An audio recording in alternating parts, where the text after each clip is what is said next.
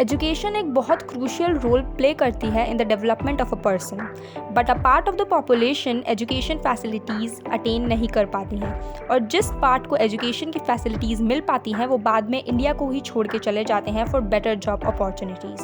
But still government try कर रही है देश के सारे बच्चों को एजुकेशन दिलाने का, because it's a basic right and need of every citizen. As a result literacy rate अपनी कंट्री का बढ़ रहा है ऊपर, बट एज यू नो हर चीज़ के पॉजिटिव एस्पेक्ट्स के साथ आती हैं उसके नेगेटिव एस्पेक्ट्स। तो चलिए आज पता करते हैं that what's wrong in the Indian education system, where are we headed wrong.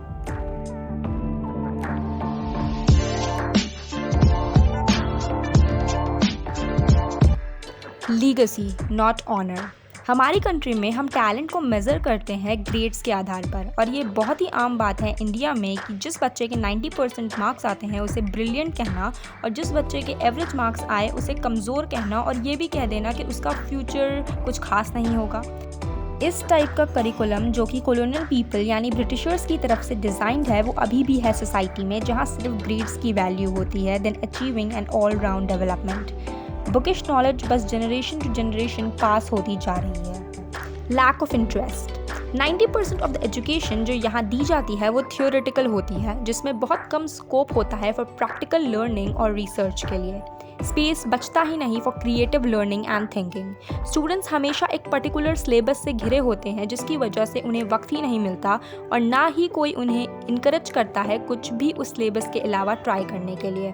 हमारे यहाँ का जो एजुकेशन सिस्टम है अगर साफ लफ्ज़ों में कहा जाए तो डल, टेडियस और रेपिटेटिव है। स्टूडेंट्स को डल और बोरिंग लेक्चर्स लेने पड़ते हैं जिसमें उन्हें कोई इंटरेस्ट नहीं आता, और जब इंटरेस्ट नहीं आता तो कुछ समझ नहीं आता। बट अगर इसके बजाय अगर बच्चों को इंटरेस्टिंग वे में पढ़ाया जाए तो स्टूडेंट्स को अपना इंटरेस्ट का सब्जेक्ट जिसमें वो करियर बनाना चाहते हैं वो समझ में आएगा। No play and all work. साल के एंड के रिजल्ट्स जो फाइनल एग्ज़ाम से पता चलते हैं और बोर्ड एग्ज़ाम्स जो 10th और 12th में देना होता है, लोग उसको इतना इम्पोर्टेंस देते हैं कि अगर इन एग्ज़ाम्स में अच्छे ग्रेड्स नहीं आए तो स्टूडेंट्स फेस करते हैं a series of mental bullying, humiliation and loss of confidence. Sports, art, craft और दूसरी एक्स्ट्रा करिकुलर एक्टिविटीज़ तो कम होती ही हैं, उस पर से भी कभी कभी टीचर्स एक्स्ट्रा करिकुलर और स्पोर्ट्स के पीरियड्स को सिलेबस कंप्लीट कराने के लिए यूज़ कर लेते हैं। लोगों को ये समझने की ज़रूरत है कि लर्निंग एक क्रिएटिव प्रोसेस है।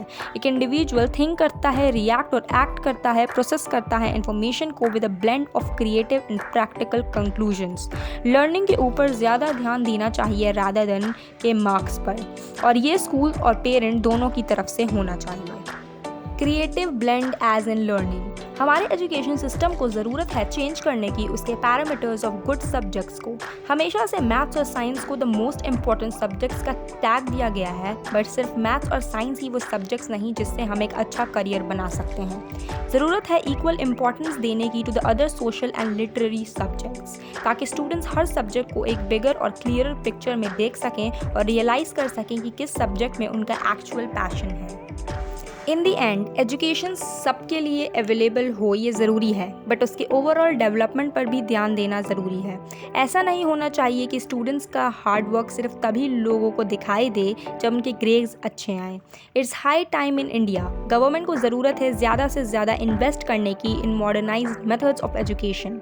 गवर्नमेंट, टीचर्स और पेरेंट्स को साथ मिलकर काम करने की ज़रूरत है एजुकेशन सिस्टम को बेटर करने के लिए। तो आज के लिए बस इतना ही, मिलते हैं नेक्स्ट वीडियो में। बाय।